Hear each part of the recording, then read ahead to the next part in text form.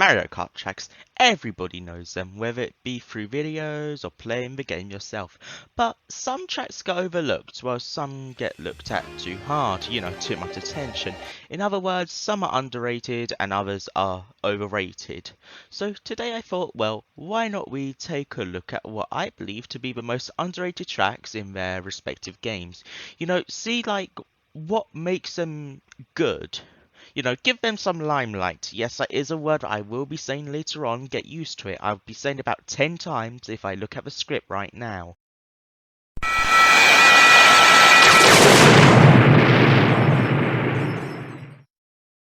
Starting off with Super Mario Kart, well, I'd personally say all of them are kind of underrated other than Rainbow Road and maybe Donut Plains 3. So I'll go with the track theme that I personally think is the most underrated, and I believe that to be the Cooper Beach track theme. Psychopath just feels so relaxing, along with that music. God, that music, it's so, well, I've already said it, but it's so relaxing and just like tropical sounding. However, I think the better of the two Cooper Beaches is Cooper Beach 2, purely just due to the cheap cheeps and the water puddles making a really great obstacle. You have to decide what path to take. You don't get it with a lot of Super Mario Kart tracks. Usually there are set paths, but with this one, you're forced to take a singular path, like each time. And I think that's really cool about the track, it makes it stand out. Wait, that's what I believe to be the most underrated Super Mario Kart track, well, track theme. On to the next one, which is for Nintendo 64. Now for Nintendo 64 track, well, one just immediately comes to my mind, Banshee Boardwalk. Honestly, I think nearly the entire community has given this track some limelight recently, and it shows. It is a great ghost themed track, exploring an abandoned pier. It's almost like another ghost themed track that I know of, but I just can't remember the name right now. Exploring an abandoned broken pier, I just can't remember the name right now. But yeah, this is a great track, personally. It is severely underrated. As I said in my Sky Garden video, it is one of the best retro tracks in that game. And honestly, if you just search up, even if you just search up Banshee Boardwalk, the only things that will appear are the Mario Kart DS ones. So yeah, that says a lot about it. That the remake has garnered way more attention than the original. And hey, maybe that's a good thing. It is a good remake. So, maybe it's a good thing that this track is a little underrated. Because it gives Mario Kart DS a track, and it gives Mario Kart DS a track that is severely underrated and puts it in a track with really terrible game. What? It puts it in a game with really terrible tracks for its retros, and it just boosts the entire quality along with Sky Garden. God, how many times am I going to mention Sky Garden in these videos? Game Boy Advance time, and now this might be quite a controversial take, might get a few comments being, "Girl, no, you can't say that, this is 2023, you can't like this track," but I say Luigi Circuit. The rain is what does it for me. What track can you say that has actual rain physics as part of the setting? It is such a unique setting, as well as the surrounding background. Not only is the Luigi blimp there, which you can see on Sky Garden. Sky Garden count number 3, I think. Yeah, Sky Garden count number 3.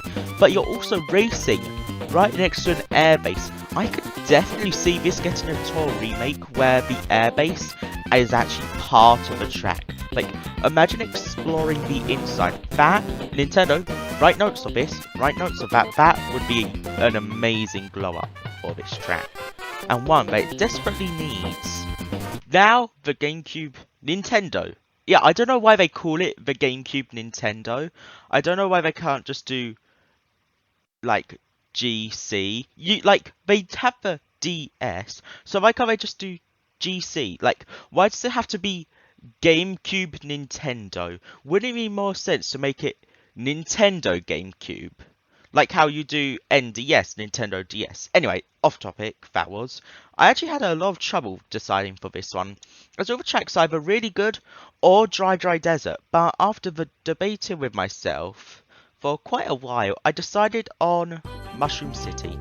Now, Nintendo, this is how you do a city track that isn't based on real life. Sorry, Moo. The setting feels so real. I could live here. That's all I really have to say, as even this track is quite well loved. It's just a track that I don't see gathering as nearly much as love as others. But still, saying this track is underrated, a track this good, says a lot about the quality of one of probably Nintendo's best and most unique games, Mario Kart Double Dash. Oh, Nintendo DS, my old friend. Let's see what tracks you have in store. Oh, what's this? Another Donkey Kong track based on a really tall mass of land? That's right. I'd say DK Pass is the most underrated Mario Kart track. I don't really have anything to say about it, honestly, other than the item box, where the little hidden item box in the little top part of the mountain. That's a really nice little detail, one that I really loved, but it's just another DK Summit just watered down. You just go up then down, rather than cannon, down, tricks, down, actual snowboard, like half-pipe snowboards, finish. See, that, it's just, this track is fun, but it just gets outshined by the other Mount Wario, which is just Donkey Kong Pass, but good, and fun. Still, this track is still fun, yes, but it just isn't as fun as all the other DS tracks. It's like the most mediocre best track. It's like the best of all the mediocre tracks. And you know what? Donkey Kong, you already have like 3 or 4 tracks that are based on really large land masses, except this one L once, please. But even now, this isn't an L. This is just a, well, better luck next time. Maybe invest in some new mountains, you know, maybe hire a volcano, you know, maybe, like, take over Grumble Volcano from Bowser, you know, get yourself that. Mario Kart Wii. Oh god, Mario Kart Wii. I honestly don't know. All the tracks are quite well loved. I guess I could just give, like, a few honourable mentions to some tracks that aren't downright bad or circuits, other than one. Daisy Circuit, great theme, love the sunset, it's like Sunset Wilds, but not good. Grumble Volcano, is this track even considered underrated? Because, like, this track has quite a large fan base. Like, do you see the problem? There's only, like, one track that, like, could be considered underrated, but there are many tracks that are, like, maybe not, depends on the day. And then the final one, Dry Ruins, you know? This would have been the mention if it wasn't for the fact that there's like a 3% chance that it beats Cooper Cape in coming to the Booster Course Pass. You know, that's given it quite a lot of attention. And it's just one of the best desert themed tracks in like the entire series, I'd personally say. Mario Kart 7, one of the most underrated tracks, one of the most underrated games. It doesn't have the most underrated tracks. I'd say it's the most underrated game. Like, have you seen the retros in that game? It's like got all of the best ones. It has Airship Fortress. Anyway, back on point. I'd personally think that Daisy Hills is the most underrated in Mario Kart 7. Now hear me out. The music, just the theme of it all feels so calming. Something that Daisy never does. If you've played Mario Kart Double Dash, you know she's the last thing that comes to mind when you think of calm. I'd say she has some of the most not bad tracks to her name.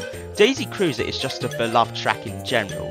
Daisy Circuit, as mentioned, has one of the best settings, you know, sunset, but other than that, it's just a circuit track. And well, Daisy Hills, I'm discussing it now, has a great musical score, and just a setting in general. You know, you're going up and down hills with goats.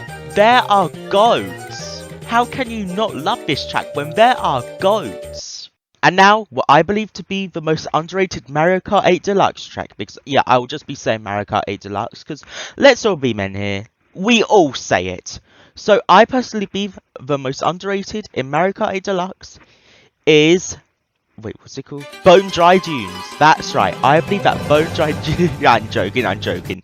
It's actually Dolphin Shoals. Now, Dolphin Shoals used to be one of my most hated tracks, but it's grown on me. Like, it has grown on me. The theme and the music is great. Racing with dolphins and going over an eel is somehow exhilarating. I don't know how. Let me repeat that. Going over an eel. You drive on a life-size eel. Oh, also, fun fact, if you search up Mario Kart 8 Deluxe tracks on Google, it will show Mario Kart Wii Rainbow Road as the icon for its Rainbow Road, and Wii Mario Circuit for the icon of its Mario Circuit, and I just find that really funny.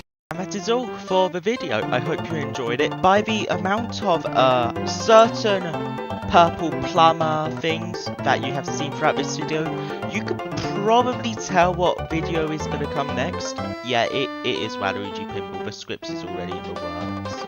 I just need to get my thoughts on about it because, hear me out, it is the most overrated track in the history of ever. Anyway, I hope you guys all have a good night, evening, morning, wherever you're from, and I hope you enjoyed. I said that already. Well, okay. Bye.